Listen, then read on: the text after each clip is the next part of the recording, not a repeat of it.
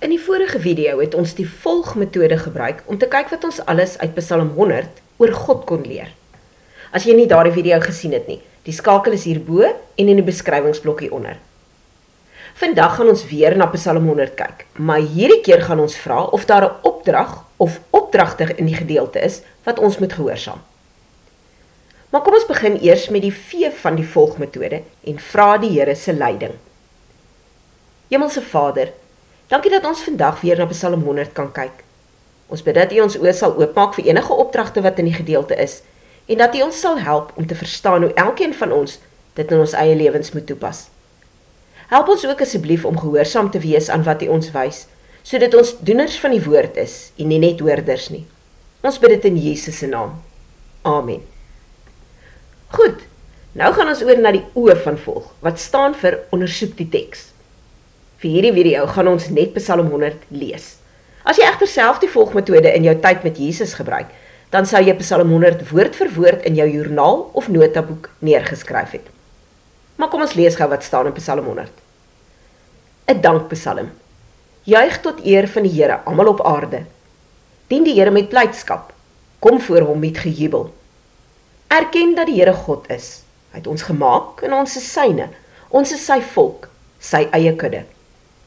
Gaan sy poorte binne met lofliedere, sy tempel met lofsange. Dank hom, prys sy naam. Want die Here is goed, aan sy liefde is daar geen einde nie. Sy trou duur van geslag tot geslag. Nou dat ons gesien het wat staan in die Psalm, gaan ons oor na die L van volg, wat staan vir let op die lesse. En ons gaan kyk of daar opdragte in die gedeelte is, wat ons moet gehoorsaam. Ek weet nie van jou nie, maar ek sien sommer 'n hele paar opdragte. Nommer 1. Blydskap. Daar's 5 verskillende dinge wat ek in hierdie Psalm raak sien, wat vir ons sê hoe ons die Here verheerlik en hoe ons voor hom moet verskyn. Ons moet juig tot sy eer, ons moet voor hom jubel.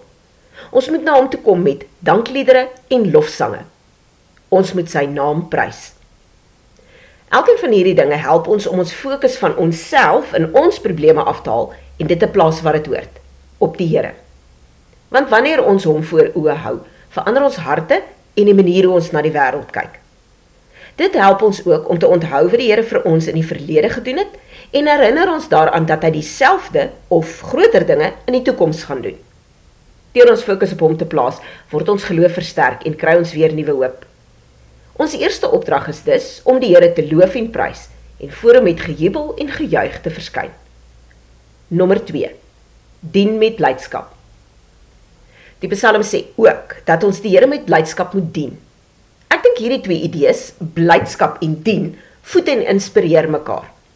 As ons die Here dien, gaan dit blydskap in ons harte en lewens veroorsaak. En daardie blydskap gaan ons weer inspireer om hom nog meer te wil dien. Wat weer meer blydskap gaan veroorsaak, wat ons gaan inspireer om hom meer te dien. Ons tweede opdrag is om die Here met blydskap te dien, want hy's goed en aan sy liefde en trou is daar geen einde nie. Nommer 3. Belydenis. Wanneer ons die woord belydenis hoor, dink meeste van ons daaraan dat ons sondes moet bely. Maar in hierdie Psalm sien ons 'n ander tipe belydenis. In vers 3 staan: Erken dat die Here God is. Dit beteken dat ons in ons eie harte en lewens bely, hy is God. Ons bely dat hy groter is as die wêreld, as ons probleme, as ons behoeftes, as ons vrese, ensovoorts. Ons hou ons oë op hom gerig en vertrou hom te doen wat hy beloof het en wat net hy kan doen. Dit beteken ook dat ons voor die wêreld, dis na almal met wie ons op 'n daaglikse basis in aanraking kom, bely dat hy God is. Ons doen dit nie net met ons woorde nie, maar ook met ons dade. Wanneer ons byvoorbeeld deur 'n moeilike situasie gaan en ons bly standvastig in ons geloof, dan bely ons dat hy God is. Die wêreld sien hoe ons die situasie hanteer en moet, as hulle eerlik is, erken dat dit anders is as wat ongelowiges dit sou hanteer. Ons derde opdrag is om oral en altyd te erken of te bely dat hy God is. Nommer 4. Danksegging. Daar's ook 'n vierde opdrag en dit is om die Here te dank. Ons moet hom dank vir wie hy is en vir alles wat hy al ooit vir ons gedoen het en nog gaan doen. Ons moet hom dank vir alles wat ons uit sy hand ontvang het en nog gaan ontvang. Ons moet hom dank vir Jesus, vir die Heilige Gees, vir ons verlossing, vir beantwoorde gebede, vir wysheid, vir sy genade, vir sy leiding, ensovoorts. Daar's soveel dinge waarvoor ons vir die Here kan dankie sê, dat ons selfs in moeilike omstandighede iets kan kry om dankbaar voor te wees en dankie voor te sê. So, kom na hom toe en sê dankie. Hier is dan die 4 opdragte wat ek in die gedeelte raak sien. Nou gaan ons oor na die G van volg, wat staan vir gaan en wees 'n doener van die woord. Ons gaan elkeen hierdie opdragte op 'n ander manier gehoorsaam, maar hier's 'n paar idees van hoe ons dit kan doen.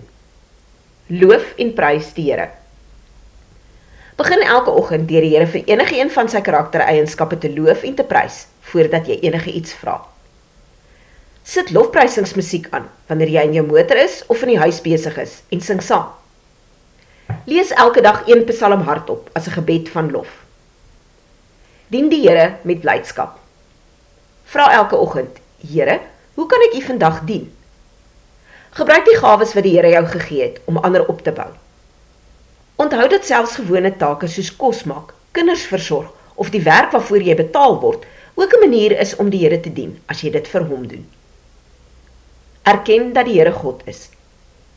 Wanneer jy 'n moeilike besluit moet neem, bid eers voordat jy besluit wat om te doen. Kies om te glo wat die Here in sy woord sê, selfs al stem jou omstandighede of gevoelens nog nie daarmee ooreen nie. Vertel hierdie week vir iemand wat die Here in jou lewe gedoen het. Dank die Here. Skryf elke aand 3 dinge neer waarvoor jy dankbaar is. Maak 'n lys van seëninge wat jy uit die hand van die Here ontvang het en sit elke dag iets by. Begin jou gebede deur eers vir die Here dankie te sê vir wie hy is en wat hy doen voor jy hom vir iets vra. Kies een van die opdragte wat Psalm 100 ons leer en gebruik die idees waaroor ons gesels het om dit uit te leef. Onthou om die Here te vra om jou daarmee te help. Sit volgende week nog 'n opdrag by en hou so aan tot jy al 4 opdragte deel van jou lewe gemaak het. As jy meer wil weet oor die volgmetode en hoe jy dit in jou stilte tyd of Bybelstudietyd kan gebruik, kyk dan gerus na Jesus, die Bybel en jy. Dis die volg e-gids wat in ons aanlyn winkel beskikbaar is. Die skakel na die winkel is in die beskrywingsblok hieronder. En as hierdie video vir jou iets beteken het, deel dit dan met iemand anders. Gee dit ook 'n thumbs up hieronder en teken in op ons kanaal vir meer boodskappe en wenke. Baie seën vir jou en mag die Here jou help om die opdragte waaroor ons vandag gesels het, met blydskap in jou hart uit te voer.